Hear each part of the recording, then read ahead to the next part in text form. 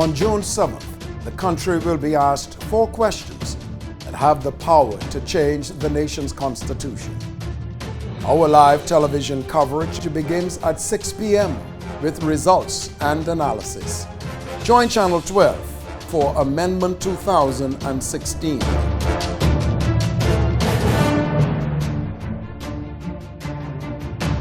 Coming up in news tonight, Prime Minister Perry Christie calling for a yes vote as the constitutional referendum nears. This as Foreign Affairs Minister Fred Mitchell hits out at Dame Joan Sawyer's position on the matter. The Hilton Hotel at Resorts World Bimini now open for business. Plus, the Humane Society and Bahamas Waste team up to find hundreds of animals new homes.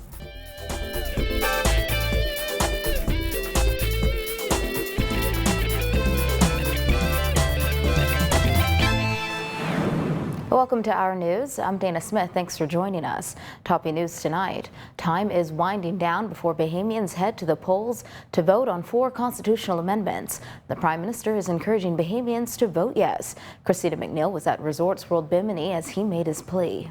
With just days left until the June 7th constitutional referendum, the Prime Minister used the opportunity to tell the country how he will be voting. It was at the ribbon-cutting ceremony for the Hilton at Resorts World Bimini that he made his case, reminding voters that the successful outcome of the referendum would be dependent on a majority yes vote on all 4 constitutional amendments. That I am voting yes on all 4 of the questions because I'm voting for the future of the Commonwealth of the Bahamas.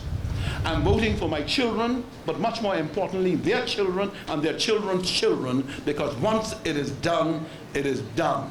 And this might seem trite to people like yourselves who've come from countries where you have passed through this stage. It is not trite here in the Bahamas. Save Our Bahamas, the group of pastors pushing the no vote, has called it curious that the Bahamas government failed to adopt Recommendation 25 of the Constitutional Commission's report, which proposes an amendment that the group says would make it clear that same-sex marriages are not permitted under the Bahamas Constitution.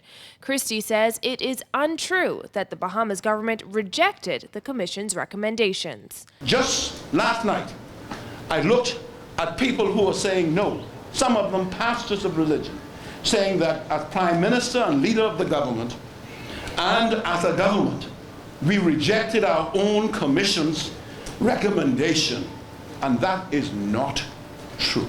In fact, Christie says all stakeholders were aware of the government's position and the position he would be taking as Prime Minister. The government of the Bahamas was twinned with the opposition party in the Bahamas, and every step of the way, we agreed together on matters. Then we brought in the church, the full church, and gave the full church an opportunity to sit in the room with us, to make whatever observations they want. In my office, the leaders of church groups, one of whom, Bishop Ellis, is here, sat in my office and given every opportunity to say what they said. And they heard me say what my positions are. Reporting for our news, I'm Christina McNeil. Foreign Affairs and Immigration Minister Fred Mitchell is criticizing former Court of Appeal Justice Dame Joan Sawyer for her recent comments on the upcoming gender referendum. In recent weeks, Dame Joan has not held back as she criticized the bills. Mitchell called her comments shocking. You know, the public has to be shocked at the things that she said. Dame Joan has called the referendum unnecessary. It was the same word Mitchell used to characterize similar bills brought by the Ingram administration in 2002. When Dame Joan recently called the current bills unnecessary, she also admitted she had not read them. The comments have been most injudicious.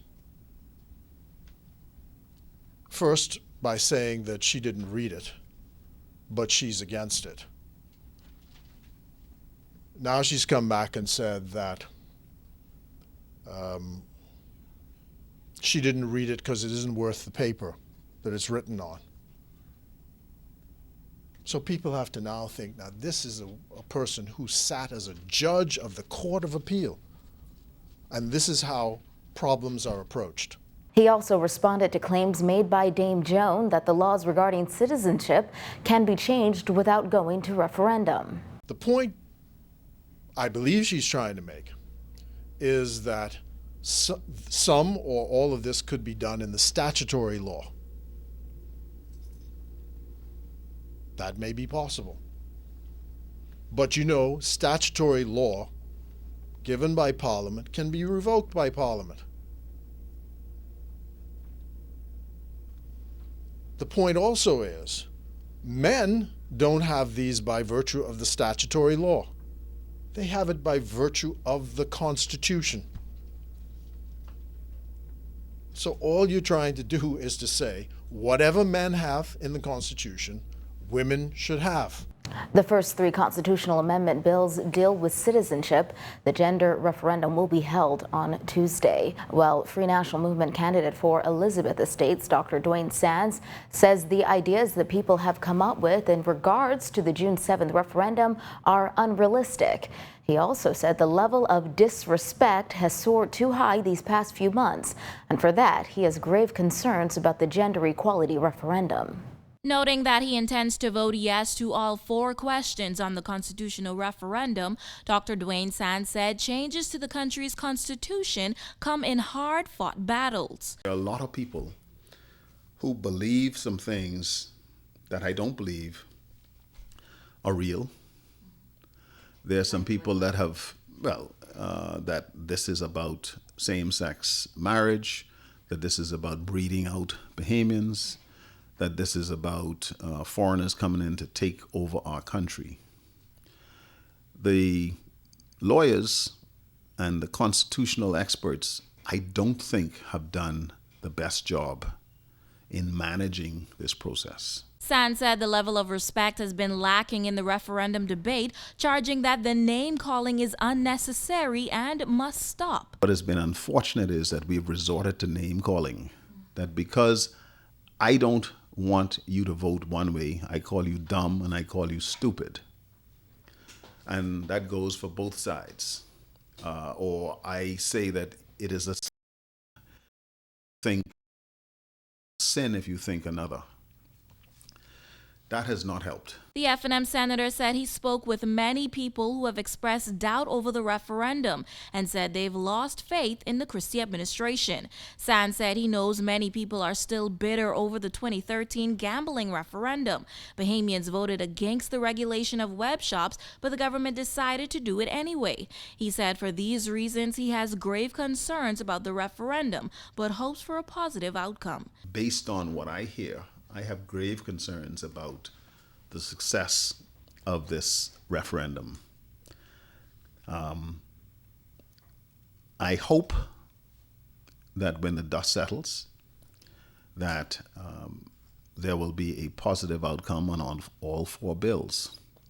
But in my heart of hearts, as I listen to the people, as I listen to the pundits, it is either going to be very close or the nays will have it. Reporting for our News, I'm Simone Davis. Well, a new era for tourism in Bimini was ushered in yesterday as the 300-plus room Hilton at Resorts World Bimini was opened.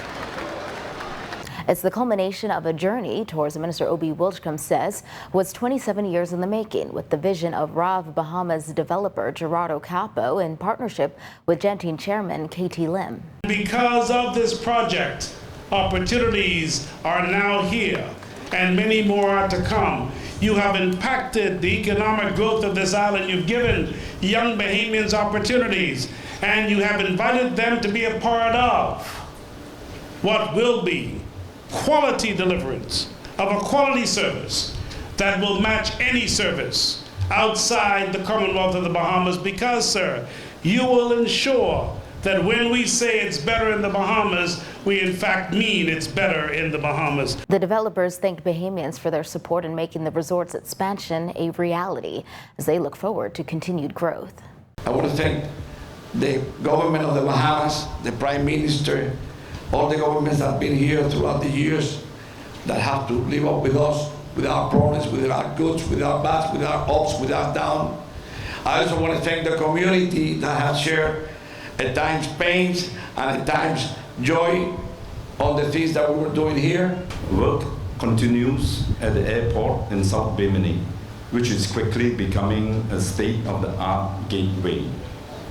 The airport is currently being improved and lengthened to allow increased capacity and access for some of the largest private jets. The Prime Minister said Genting Resorts World and RAV Bahamas have proved to be invaluable development partners and investors in the Family Islands.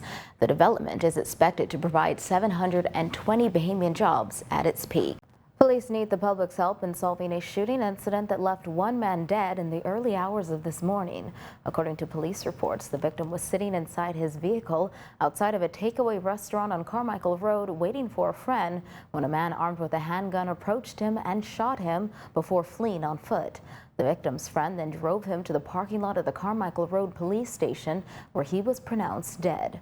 Police are asking anyone with information on this or any other crime to contact police anonymously at 919 or Crime Stoppers at 328-TIPS.